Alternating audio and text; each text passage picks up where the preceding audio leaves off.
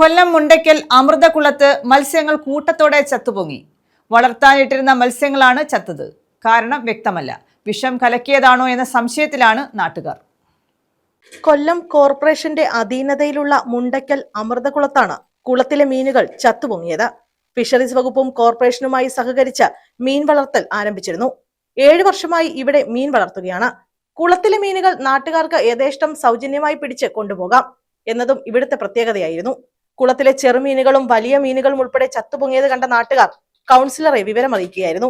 സാമൂഹ്യ വിരുദ്ധരാണോ ഇതിന് പിന്നിലെന്ന് സംശയം നിലനിൽക്കുന്നതായി കൗൺസിലർ പറഞ്ഞു.